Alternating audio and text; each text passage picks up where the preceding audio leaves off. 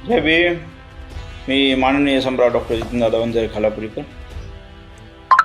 अभिजित दिपके यांच्या संदर्भात वडिलांच्या संपत्तीची चौकशी करा, त्यांची सिक्युरिटीज काढून घ्या, असंच झालं तसंच झालं, बऱ्याचशा वावड्या उठायला लागल्यात. मनोमादी व्यवस्थेला चिमटा बसलाय, चिमटा. पोलिसांचं कोणतं तरी एक संघटन आहे पोलिसांच्या संदर्भातलं, त्याचा प्रमुख बोलतो की रस्त्यावर फिरू देणार नाही, संरक्षण काढून द्या, असं करा तसं करा. अरे संविधान काय आहे, तुझ्या एकट्याच एक काय? पोलीस बॉईज संघटना जी आहे, या संघटनेचा प्रमुख म्हणतो की अभिजित दिपके यांचं संरक्षण काढा. अरे त्याच्या बंगल्याच्या खाली जवळजवळ 100 पोलिसांचं संरक्षण होतं. रोज वेगवेगळे अधिकारी येऊन जातात. अभिजित दिपके यांनी दुसऱ्यांना का नाही कोणाला असं काय बोलले? त्याच पोलीस अधिकाऱ्याला का बोललं गेलं?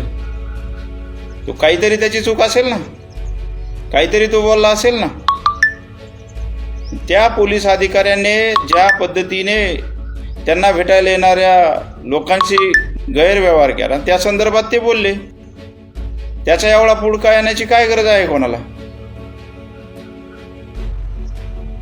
म्हणजे फक्त सत्तेचे गुलाम असल्यासारखं तुम्ही जर वावरताल आणि म्हणताल की नाही माझी ही संघटना ती संघटना, तुम्ही जर रस्त्यावर, तर आंबेडकरी समाज बी एवढा सोपा नाही आहे. रस्त्यावरची लढाई आमच्या रक्तामध्ये आहे.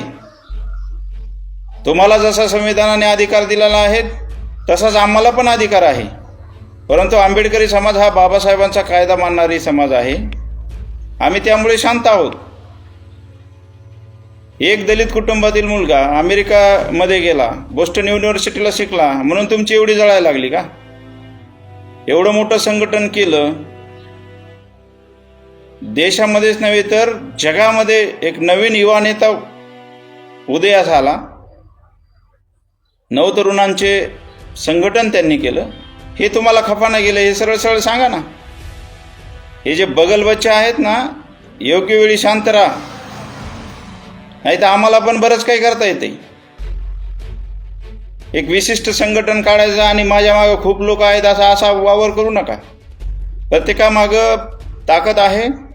आंबेडकरी समाज हा कायद्याला, संविधानाला मानणारा समाज आहे आणि आंबेडकरी समाजाचा एक युवक देशाचं नेतृत्व करायला चाललेला आहे. आणि देशाचं नेतृत्व एका दलिताने केलेलं जर मनोवादी व्यवस्थेला जर जमत नसेल तर आता तरी बदला. एक सामान्य कुटुंबातील व्यक्ती, संतूक पिंपरी या ठिकाणी ज्याचं गाव, भगवानराव दिपके, स्वतःच्या कर्तृत्वाने महामानव विश्वरत्न बोधिसत्व डॉक्टर बाबासाहेब आंबेडकर यांच्या कृपेने शिक्षण घेतात, इंजिनियर होतात,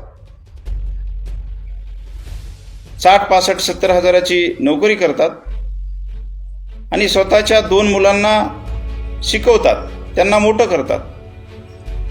तो मुलगा अमेरिकेमधून स्टँड घेतो आणि एक आंदोलन उभा राहतं. आणि तुम्हाला आता चौकशीचं हे ते सुचलंय काय? आणि एक कोणते येतो आणि म्हणतो नाही संरक्षण काढून घ्या. संरक्षण काढून घ्याल तू काय? व्यवस्थेचा कोण येईल? दादा लागून गेला काय? काय भाषा वापरतो तू? असं करून तसं करून तसं करू. तुला एवढं करता येतं ना, त्याच्यापेक्षा 1000 पट आम्हाला सुद्धा करता येतं. पण आम्ही शांत आहोत. आम्ही संविधानाच्या मार्गाने चालणारे लोक आहोत. त्यामुळं आम्हाला ह्या फांद्यात पडायचं नाही. जर का कोणी जास्त जर रस्त्यावरची लढाईचं जर विचार करत असेल ना, तर आम्ही त्याच्यापेक्षा मोठी लढाई उभा करू. हा आंबेडकरवाद्यांचा इशारा समजून घ्या. अभिजित दिपके देशाच्या लेवलचं एक नेतृत्व तयार होत आहे. औरंगाबाद या ठिकाणाहून, संभाजीनगरहून हे नेतृत्व क्रांतीच्या भूमीतून उदयास येत आहे. आम्ही सर्वजण त्यांना सपोर्ट केला पाहिजे. त्याच्या व्यतिरिक्त पाय वाढण्याची खेकड्यावरती अजूनपर्यंत संपली नाही काय? आंबेडकरीवादी समूहातील आंबेडकर राईट्स सर्व मुवमेंटला मी इशारा करतोय.